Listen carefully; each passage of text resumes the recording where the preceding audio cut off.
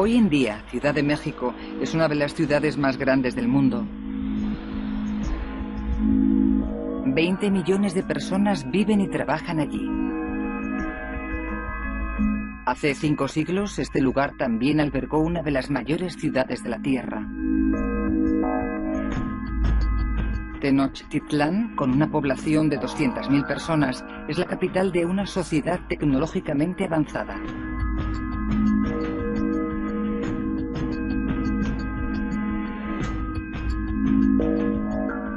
En 1519 los aztecas dominaban la astronomía y las matemáticas y crearon un calendario de piedra detallado.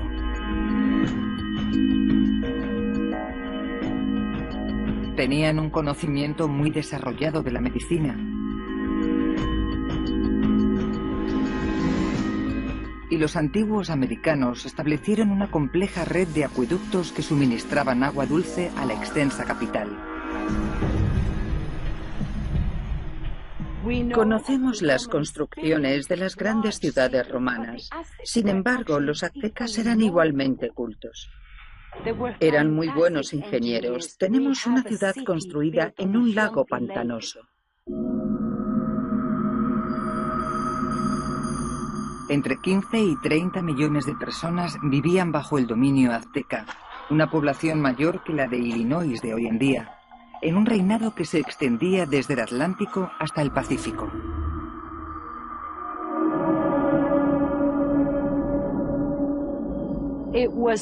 Fue uno de los mayores imperios que jamás se haya visto. 1519. La ciudad de Tenochtitlán ha prosperado durante cerca de 200 años. Ahora todo esto está a punto de desaparecer.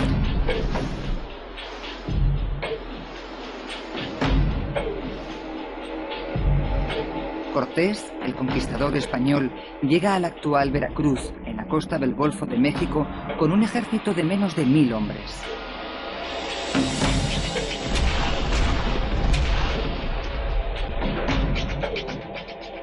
Derrocó al emperador azteca Moctezuma, combinando habilidades militares y políticas.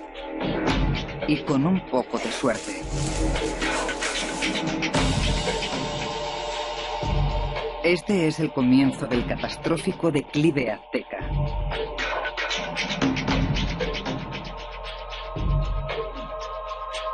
Cuando los españoles pisaron suelo mexicano por primera vez, se enfrentaron a 15 millones de nativos americanos. Sin embargo, medio siglo después, más del 80% de esta población había sido aniquilada.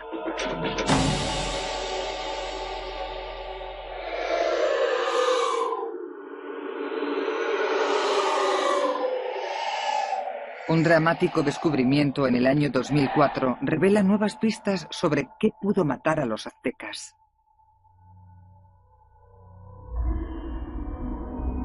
Oaxaca, a unos 482 kilómetros al sureste de Ciudad de México.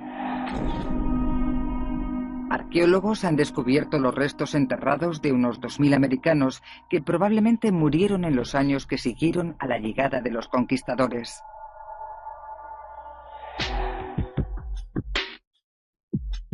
Noreen Touros, investigadora de huesos de la Universidad de Harvard, investiga este misterioso y antiguo asesinato.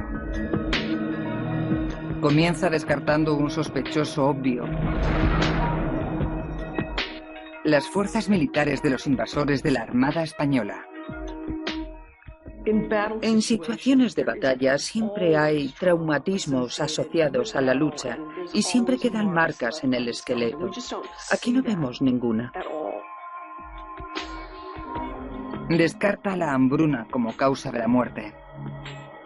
Otra de las cosas que podríamos preguntarnos es si murieron de hambre. No hay pruebas de esto. Parecía ser una población sana y bien alimentada. Sin embargo, hay otras pistas. Muchas de las víctimas eran jóvenes. Parecían estar en forma, sanos y bien alimentados. Y sin embargo, 2000 aztecas fueron enterrados rápidamente en tumbas improvisadas.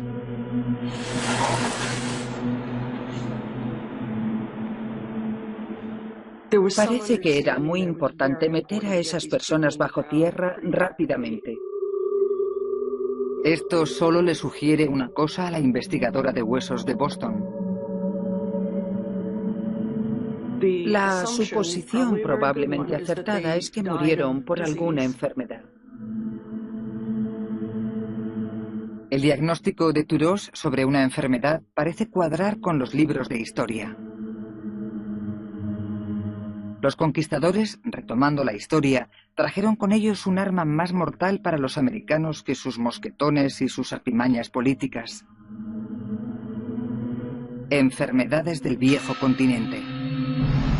Sarampión, tifus, viruela, comunes en Europa, pero que no existían en las Américas.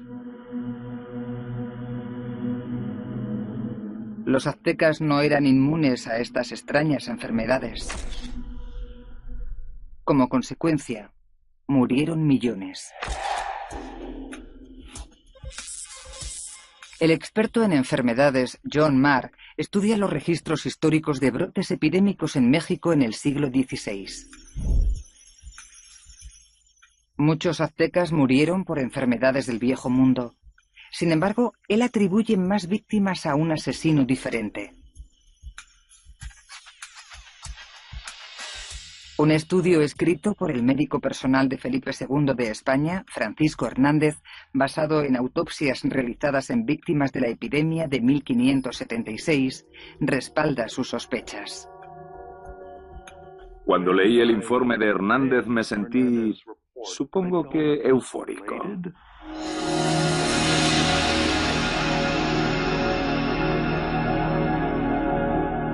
Este documento, que ha permanecido oculto en los archivos españoles durante 4 siglos, describe las autopsias que hizo a los antiguos americanos.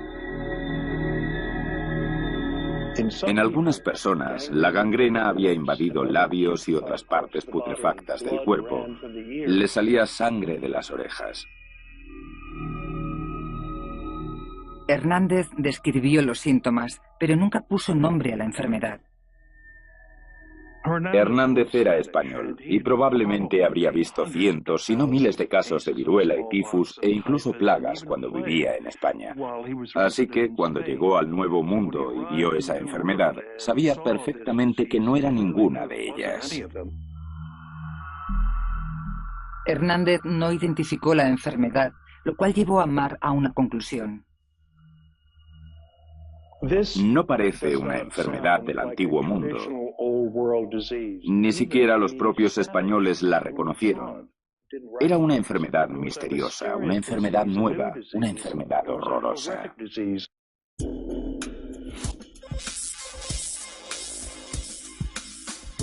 Los grabados pictóricos detallados de los aztecas revelan los síntomas de una plaga mortal que causó estragos en su población. Esta imagen fue probablemente dibujada a mediados del siglo XVI y representa gente muriendo de una enfermedad. Como se puede ver aquí, en estas imágenes, sangraban por los ojos, las orejas, la boca y la nariz. Expectoraban sangre, hemorragias externas e internas. La población local tenía un nombre para esto. Lo llamaron Cocolitzli, o la Gran Peste. Esta enfermedad no existía en España en el siglo XVI, porque si hubiera existido, los conquistadores españoles habrían reconocido los síntomas. Marr cree que podría haber existido una enfermedad hemorrágica propia de las Américas. Un virus asesino caracterizado por un sangrado excesivo. Hoy en día tenemos un terrorífico equivalente en el mundo moderno que ha arrasado áreas de África. El ébola.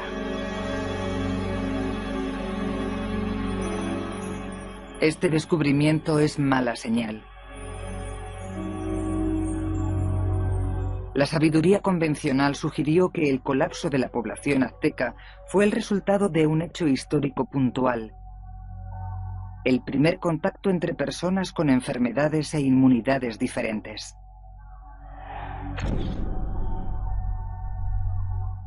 Nuevas pruebas apuntan hacia una epidemia causada por un virus local que de repente acabó con la población nativa de manera devastadora.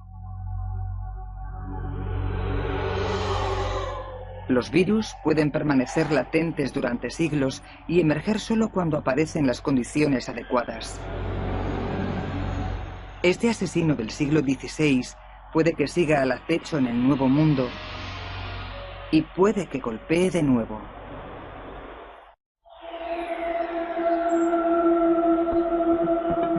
El médico Rodolfo Acuna Soto le sigue la pista al virus asesino Cocolizli. Busca pistas en los informes antiguos que le informen sobre la enfermedad que acabó con 16 de cada 20 miembros de la población azteca.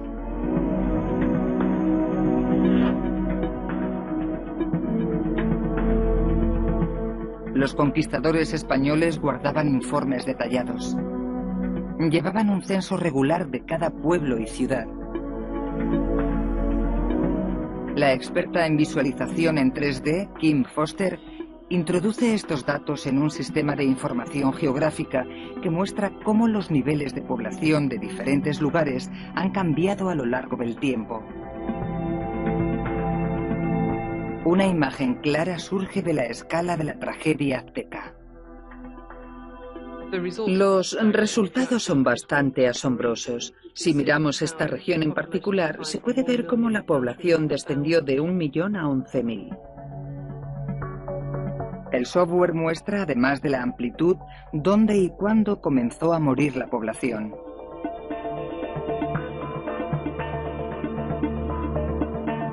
Las víctimas se extendieron de manera equitativa por todo el imperio azteca. Sin embargo, hay un patrón muy marcado en los tiempos de las muertes. Podemos observar en 1519. Los aztecas eran muy numerosos y podemos ver el declive con el paso de los años. En 1545 y los años siguientes murieron 15 millones de personas. 30 años después, murieron otros 2 millones.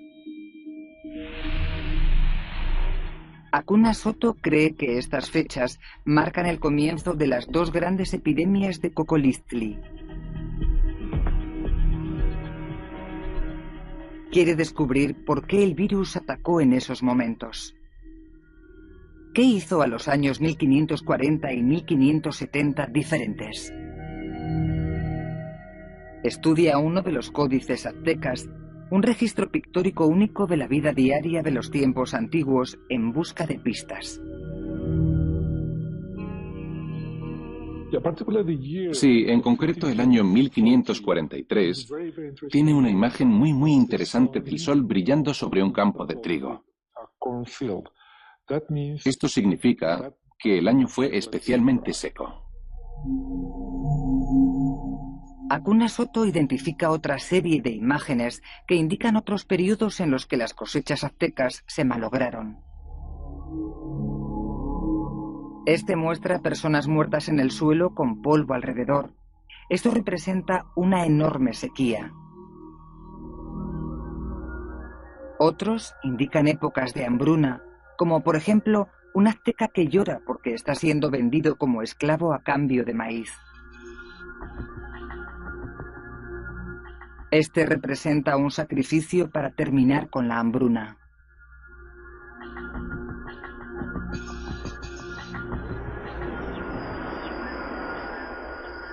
Tienen muy detallados los años en los que la sequía afectó las tierras altas de México, lo cual estuvo muy relacionado con la aparición de las epidemias. ¿Es la sequía la clave de que el virus Cocolizli se convirtiera en semejante asesino?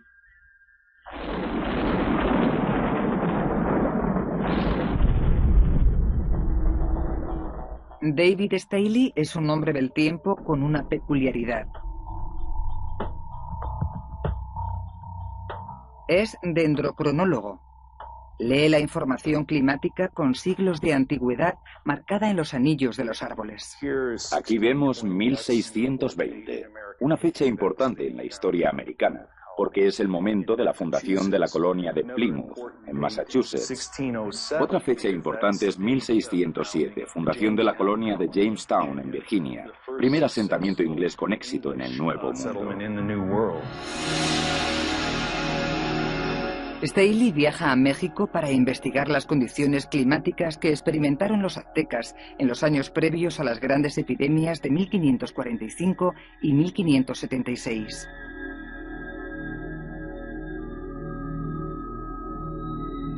Antes de la llegada de los conquistadores, este parque era el corazón de la antigua capital mexicana, Tenochtitlán.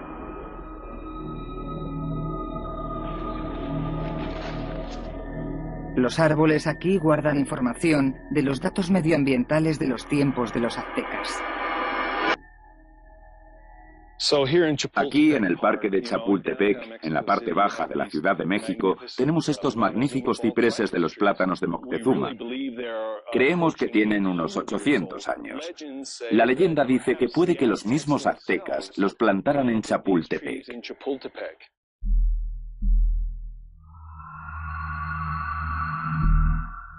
Staley estudia las pruebas de los anillos de los árboles de este antiguo bosque.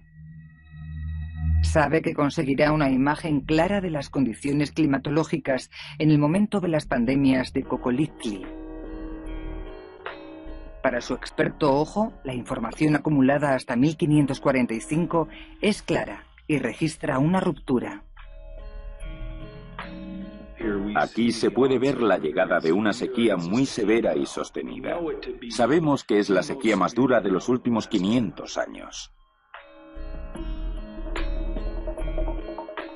Las pruebas de los anillos de los árboles respaldan los análisis del Códice Azteca de Acuna Soto. Las epidemias están precedidas de varios años de pocas lluvias.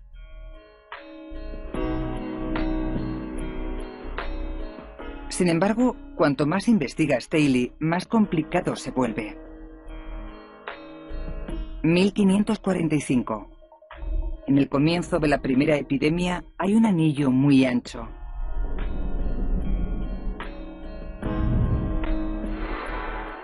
Esto significa que hubo en México un periodo de sequía con un año de lluvia excepcional.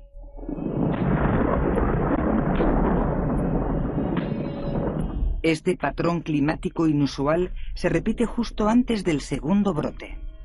Dentro de este periodo de sequía hay una crecida muy por encima de la media del anillo en el año 1576.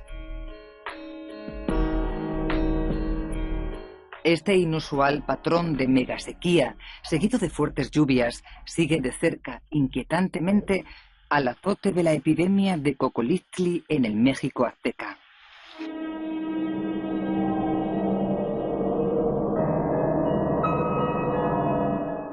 Los cazadores de virus necesitan saber cómo están relacionados estos eventos. Una tragedia reciente que cruza la frontera de Nuevo México podría tener la respuesta. Un hombre ha sido trasladado urgentemente al hospital en Nuevo México. Padecía deficiencia respiratoria. El equipo médico no ha podido salvarlo. Ha muerto. Su prometida también ha muerto. Las autoridades pronto descubren 5 casos similares. Podrían tener una epidemia entre manos.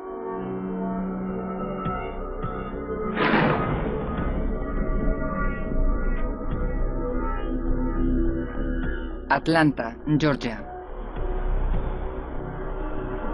El Centro para el Control y Prevención de Enfermedades es una autoridad mundial en enfermedades contagiosas. Es la primera línea de acción estadounidense para la defensa contra infecciones no identificadas. El caso va directo a la rama de patógenos especiales. John Krebs y el equipo del CDC empiezan a trabajar para encontrar la causa de este brote y detenerlo. Saben que se enfrentan a un enemigo muy veloz. En esta primera marca de aquí, el 27 de mayo, se puede ver que los pulmones están relativamente limpios, con alguna infiltración en la parte inferior. El 30 de mayo, los pulmones estaban encharcados. Los expertos del CDC identifican la causa de la muerte: fallo respiratorio agudo. Pruebas intensivas ligan esta enfermedad pulmonar a un agente específico, una cepa letal, previamente no identificada del virus Anta. Ahora tienen que localizar la fuente de la infección. El virus del Anta normalmente se da en roedores. Krebs sabía que tenía que descubrir qué especies estaban infectadas. Y rápido. Nos fuimos al campo enseguida. Mi experiencia y formación con mamíferos era bastante extensa. Krebs y su equipo atraparon cerca de 1.700 roedores y les hicieron las pruebas de Anta. El 14 de junio identificaron al culpable: el ratón ciervo.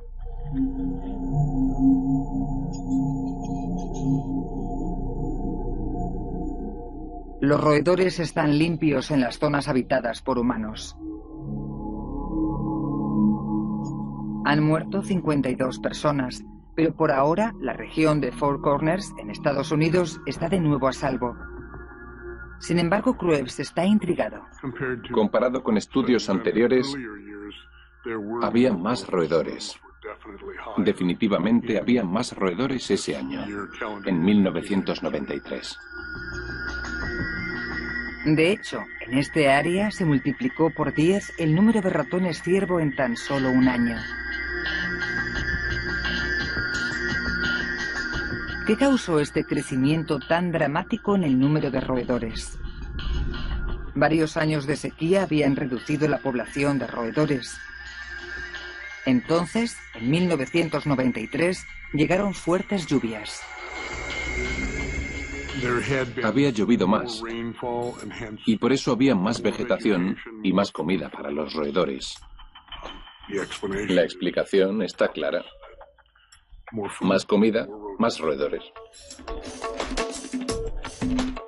Y estos no son roedores normales. Durante una sequía, los mamíferos pequeños se congregan alrededor de los limitados suministros de agua. Solo los individuos más fuertes aguantan a medida que la enfermedad se propaga rápidamente a través de esos grupos. Cuando llega la lluvia, los supervivientes se reproducen de manera elevada y crean una gran población de superroedores infectados.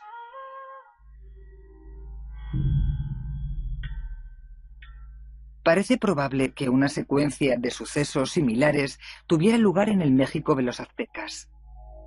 Así, mucha más gente muere.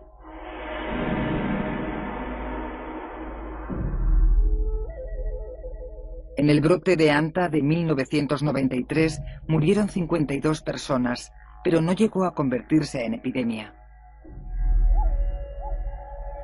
La primera epidemia de Cocoliztli mató aproximadamente al 80% de la población nativa.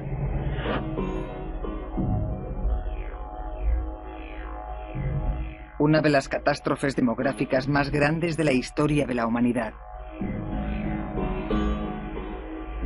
Entonces, ¿qué fue diferente en el brote del siglo XVI?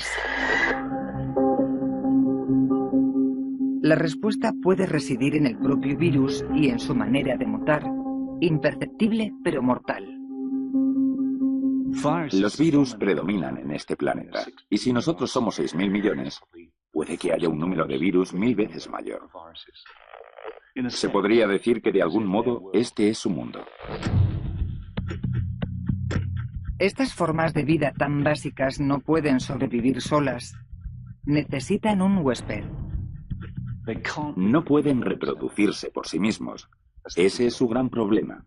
De modo que dependen de nosotros o de un animal o una planta en el que duplicarse. Y convertirnos en una fábrica de duplicar virus. La geometría del virus se adapta perfectamente a las células de la especie huésped. Este es un modelo del virus de la gripe que ataca a los pollos. Esta pequeña proteína de aquí se adaptaría de manera especial para poder pegarse a los pollos. Pero a veces, cuando el virus se reproduce, puede mutar y esta forma ligeramente alterada podría unirse a diferentes especies huéspedes. Todo lo que necesitamos es una mutación en el gen, lo que daría lugar a un cambio en la parte superior, y esta proteína podría entonces unirse a un humano, yo, e infectarme. Solo la mutación correcta puede cruzar especies. En el caso de la plaga de los aztecas, de un roedor a un humano. Es un juego de azar. Pero el elevado número de roedores enfermos inclina la balanza hacia una devastadora epidemia. Imaginemos que estos dulces representan al virus asesino de las ratas mexicanas. Cuantos más pongo en este cuenco, cuantos más amarillos pongo, más posibilidades tengo de que uno de ellos sea mutante. Así que puedo elegir los amarillos. Puedo hacer cualquier cosa con este virus amarillo y no me infectará. Sin embargo, si por casualidad y con mala suerte cojo el rojo, ese podría infectarme. Esto es lo que pasó con la epidemia del siglo XVI y con el brote de Anta de 1993. Sin embargo, el número de muertes y la velocidad a la que se propagó a través del Imperio Azteca sugiere que en México tuvo lugar una segunda mutación.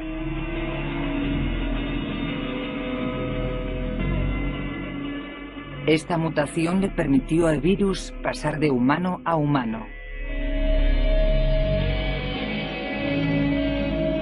Una vez hubo ocurrido esto, la escena estaba lista para un apocalipsis azteca.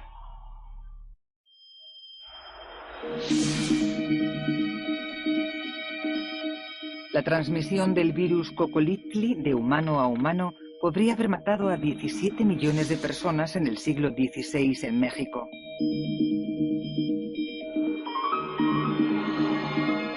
Pero es un misterio. ¿Por qué este virus americano mata a tantos aztecas y sin embargo a tan pocos españoles? Probablemente esto no sea debido a un mejor conocimiento de la medicina por parte de los españoles. Los aztecas tenían muy buen conocimiento de la medicina. Conocían muy bien el cuerpo humano.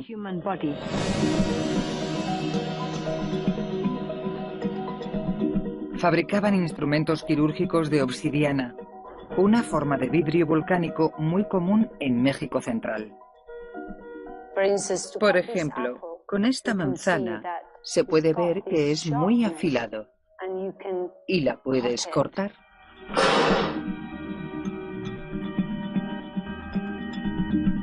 Y sus medicinas eran tan eficaces que de hecho ellos trataban a sus conquistadores europeos. Muchos españoles llegaban muy enfermos y eran los médicos nativos los que los curaban, utilizando remedios basados en el conocimiento de las hierbas. Los aztecas curaban a sus conquistadores. Y sin embargo, pudo haber un virus asesino originado allí mismo que acabó con millones de indígenas.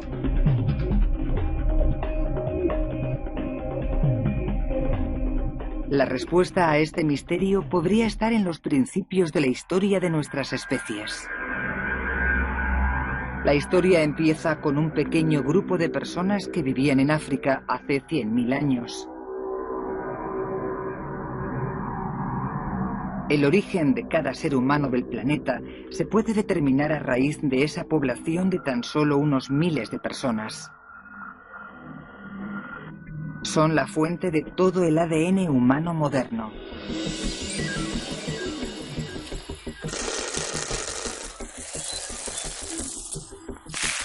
Ahora, los dulces de diferentes colores representan la diversidad genética de esta población fuente en África. Como los grupos más pequeños partieron hacia las 4 esquinas de la Tierra, solo contienen una fracción o subconjunto del ADN original. Pero hace unos 15.000 años, grupos con menos diversidad genética colonizaron Europa, Australia y Asia. Una porción de esos individuos continuó emigrando a través del estrecho de Bering hacia las Américas, dando lugar a los nativos de Norte, Sur y Centroamérica. Como consecuencia de esta historia evolutiva, esta gente de las Américas solo tiene un subconjunto de la diversidad genética que encontramos en Asia y un subconjunto menor aún que la diversidad genética de África.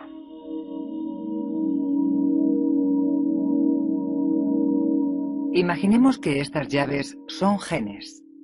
Cuantas más llaves, más posibilidades de que puedan abrir un candado concreto. Cada candado representa un virus potencial diferente. Las llaves simbolizan un elemento de la cadena de ADN que puede atacar a una infección. Entonces puedo ir a través de cada virus que invade el sistema inmune de cada población variable. Casi siempre tengo una llave que va a reconocerlo y va a permitir al sistema inmune hacer su trabajo correctamente. Cuanta más variabilidad genética tienes, más posibilidades tienes de luchar contra casi cualquier invasor.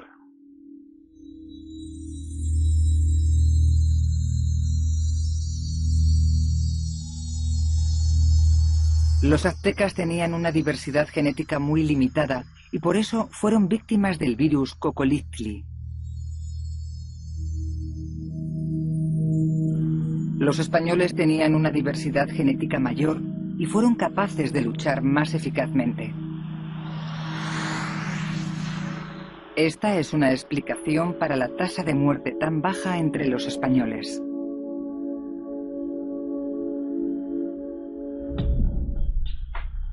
Pero el doctor mexicano Rodolfo Acuna Soto tiene un descubrimiento que arroja dudas sobre si las características genéticas son la única solución a este misterio.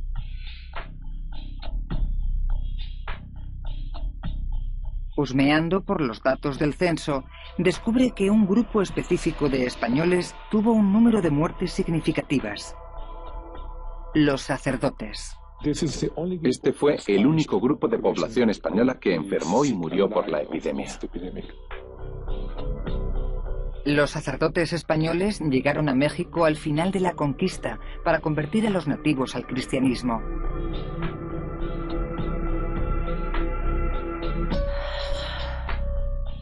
Algo les apartó de sus compatriotas.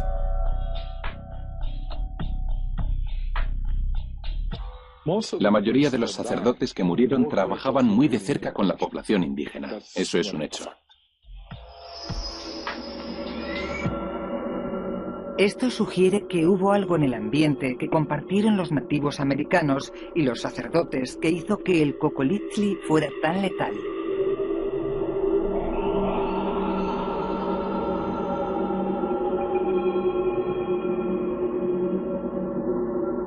La historiadora Elizabeth Baquedano cree que sabe lo que es.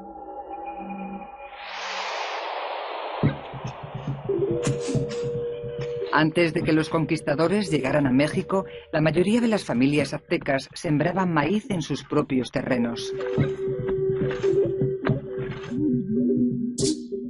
Los españoles introdujeron un sistema de labranza casi industrializado para producir trigo para el pan al estilo europeo. Fueron tiempos difíciles para los aztecas. Sus vidas cambiaron por completo.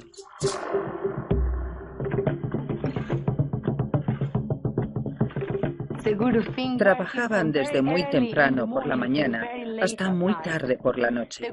Trabajaban más de 12 horas. Bajo las órdenes españolas, los aztecas trabajan más tiempo y en granjas más grandes con roedores infectados. Esto les pone en contacto con más animales infectados y números elevados de agricultores se exponen al virus Cocollictli. Después, los aztecas enfermos regresan a sus abarrotados barracones. En esta habitación podrían dormir unos 12 o más, en las condiciones más miserables y difíciles.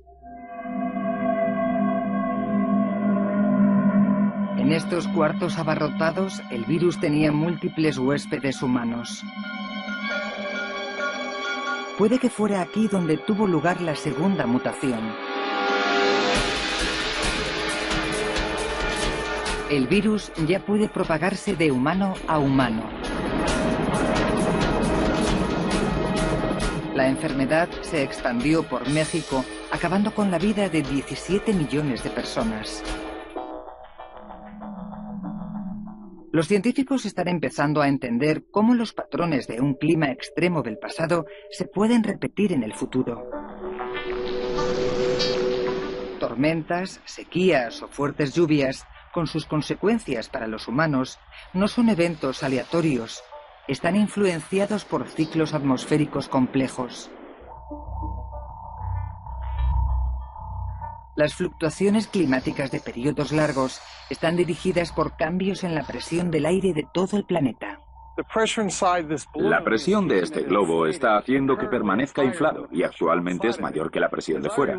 Si suelto la base del globo, la presión se mueve hacia afuera y genera viento, y esto es lo que está pasando en el mundo real.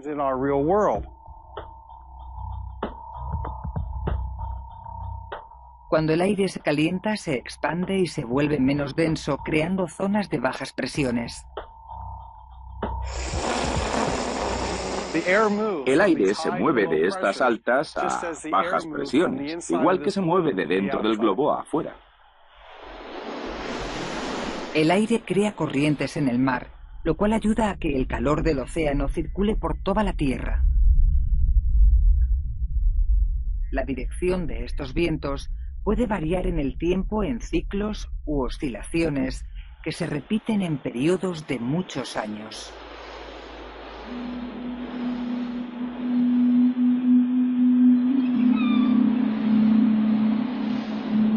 Esto es algo que los pescadores de Sudamérica saben desde hace siglos.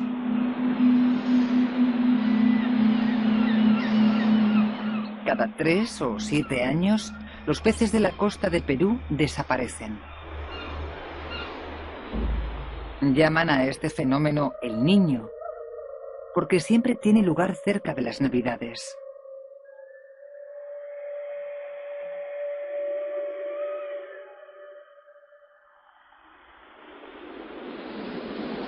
La razón de que desaparezcan los peces es por un cambio cíclico en la presión del aire del Pacífico.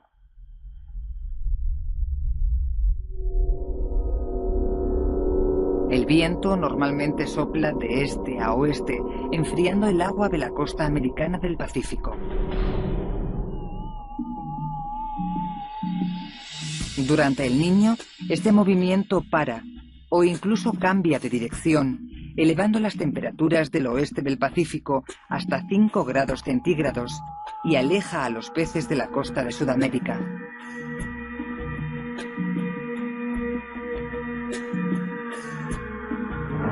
La variación cíclica en la superficie del Pacífico tiene un impacto climático en toda la Tierra.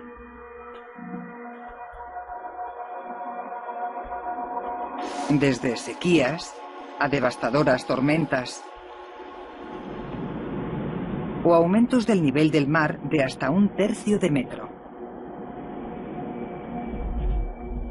Algunos expertos creen que las fuertes lluvias que precedieron a la epidemia que acabó con 17 millones de aztecas en el siglo XVI se desencadenaron en parte por el Niño.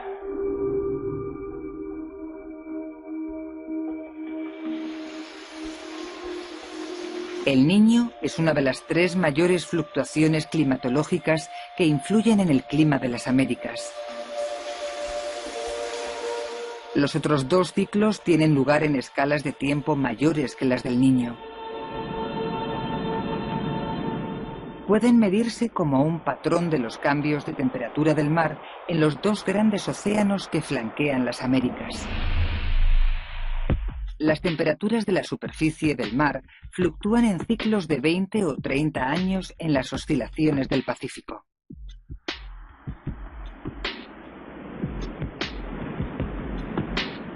A diferencia del Atlántico, en el que oscilan cada 65 y 70 años, y con variaciones de temperatura de medio grado. Las temperaturas cambiantes de la superficie de los 2 litorales americanos tienen un gran impacto en el clima del continente.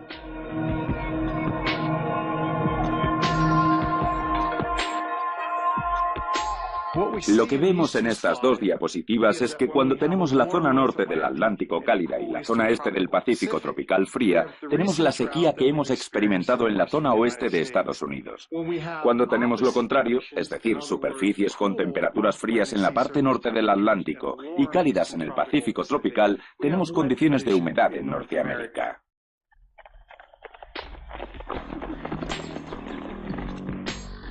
Como las combas de estos niños, cada uno de los 3 ciclos, el Niño, la oscilación del Pacífico y la oscilación del Atlántico, fluctúan a ritmos diferentes.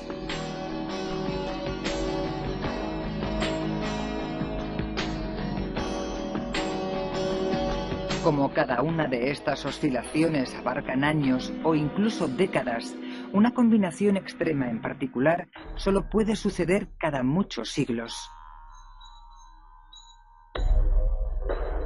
Una unión de los 3 patrones podría acarrear terribles sequías a las Américas. Tales como la megasequía que dio lugar al colapso de la población local en el siglo XVI en México.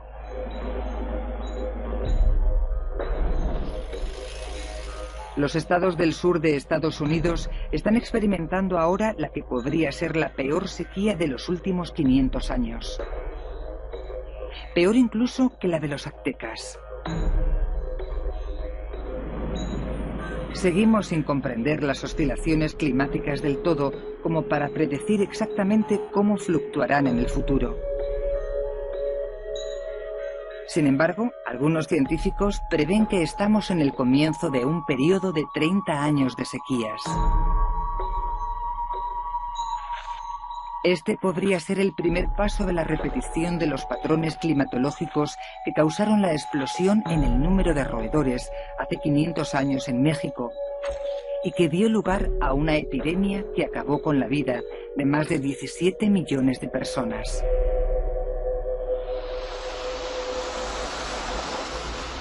Y ahora, nuestro cálido mundo podría proveer el segundo ingrediente mortal para el desastre. Fuertes lluvias.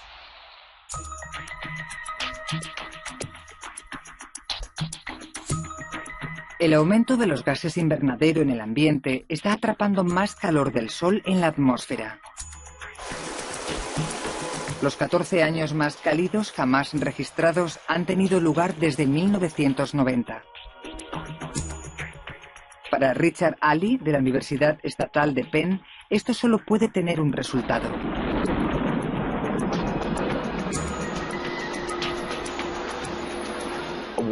En un mundo más cálido hay más humedad en el ambiente.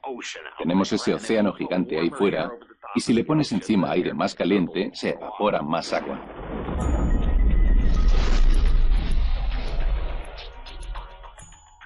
Y cuando hay más agua, hay más lluvia y puede haber mayores inundaciones.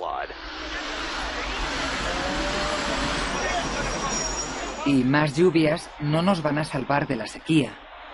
En un mundo cálido, puede que tengamos más lluvias, pero también tenemos más evaporación. Hay más lluvias, pero se seca más rápido. Así que acabas con más inundaciones y más sequías en un mundo más caluroso. Puede que nos tengamos que enfrentar de nuevo a la fatal combinación de megasequías y lluvias extremas que la última vez acabaron con más de 17 millones de personas en el México de los aztecas. Este particular patrón climatológico permite que el virus de los roedores se propague con una rapidez terrorífica. Estos organismos asesinos mutan y se adaptan. Es probable que la epidemia azteca se propagara tan deprisa y matara a tanta gente porque evolucionó hasta pasar de humano a humano. Han probado con todo. Humanos, pollos, pavos. Y lo que es peor, el siglo XXI es potencialmente más vulnerable a una pandemia mundial. Estos virus ahora tienen la oportunidad de propagarse como nunca antes. El número de gente que viaja por aire sigue creciendo. Cuando piensas en el número de personas que se están moviendo constantemente, pueden coger un virus en un punto A y transportarlo a un punto B en cuestión de horas. Cuando el mundo se calienta, las enfermedades en él se ponen en marcha. El calentamiento actual les da a los insectos que transfieren las enfermedades a los humanos la habilidad y la oportunidad de moverse hacia el norte, hacia zonas a las que nunca habían podido llegar porque eran demasiado frías para ellos. Hoy, la población mundial es de más de 6.000 millones y sigue creciendo a una velocidad sin precedentes.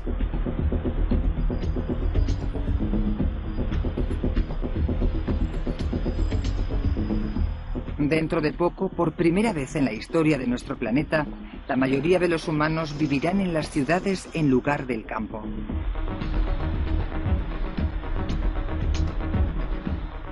Si lo analizas, la amenaza en este momento no es Al Qaeda o el bioterrorismo, sino las grandes infecciones naturales del mundo. Esa es la amenaza. Hoy en día, una pandemia mortal podría propagarse más rápido y más lejos en la Tierra que nunca.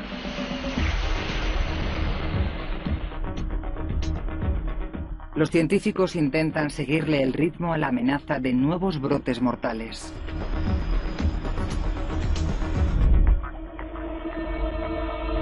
La suerte que corrieron los aztecas hace 500 años sirve de siniestra advertencia del devastador precio del fracaso.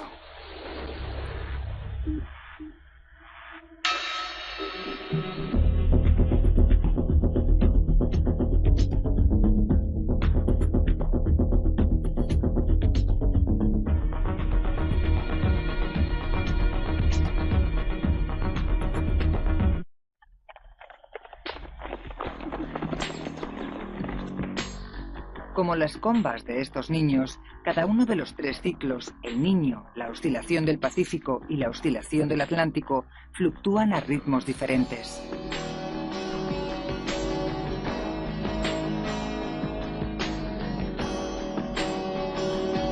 Como cada una de estas oscilaciones abarcan años o incluso décadas, una combinación extrema en particular solo puede suceder cada muchos siglos. Una unión de los tres patrones podría acarrear terribles sequías a las Américas. Tales como la megasequía que dio lugar al colapso de la población local en el siglo XVI en México.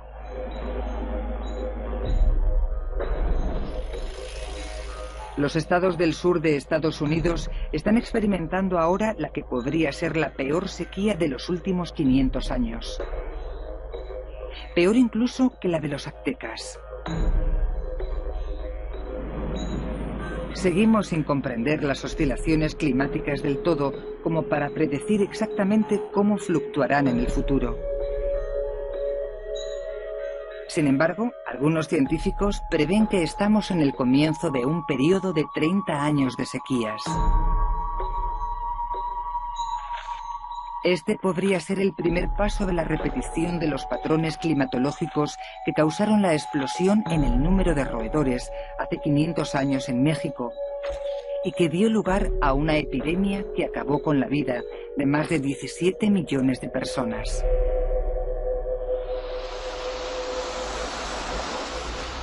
Y ahora, nuestro cálido mundo podría proveer el segundo ingrediente mortal para el desastre. Fuertes lluvias.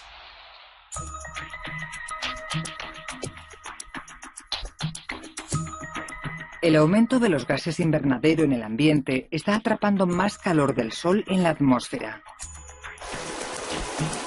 Los 14 años más cálidos jamás registrados han tenido lugar desde 1990. Para Richard Ali, de la Universidad Estatal de Penn, esto solo puede tener un resultado.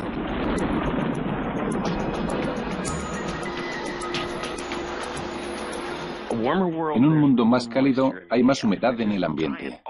Tenemos ese océano gigante ahí fuera y si le pones encima aire más caliente, se evapora más agua.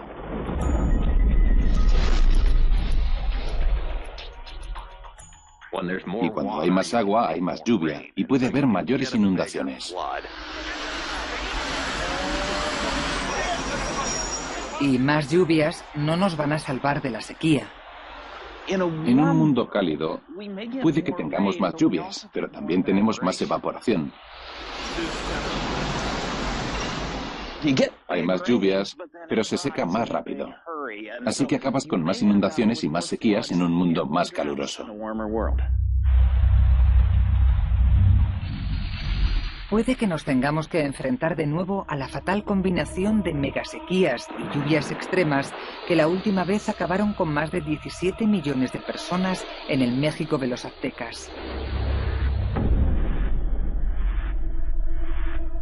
Este particular patrón climatológico permite que el virus de los roedores se propague con una rapidez terrorífica.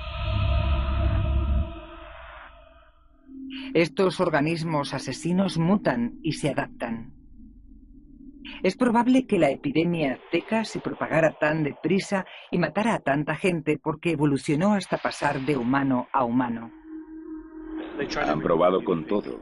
Humanos, pollos, pavos. Y lo que es peor, el siglo XXI es potencialmente más vulnerable a una pandemia mundial. Estos virus ahora tienen la oportunidad de propagarse como nunca antes. El número de gente que viaja por aire sigue creciendo.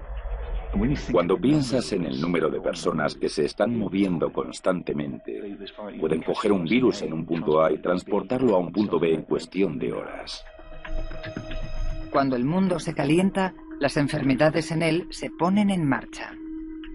El calentamiento actual les da a los insectos que transfieren las enfermedades a los humanos la habilidad y la oportunidad de moverse hacia el norte, hacia zonas a las que nunca habían podido llegar porque eran demasiado frías para ellos.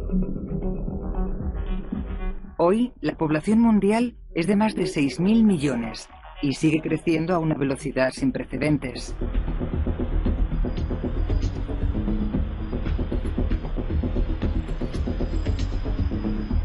Dentro de poco, por primera vez en la historia de nuestro planeta, la mayoría de los humanos vivirán en las ciudades en lugar del campo.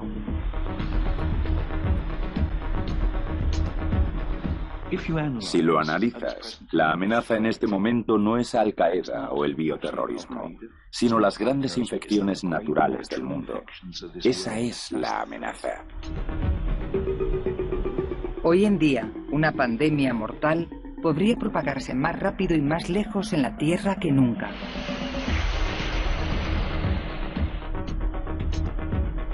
Los científicos intentan seguirle el ritmo a la amenaza de nuevos brotes mortales.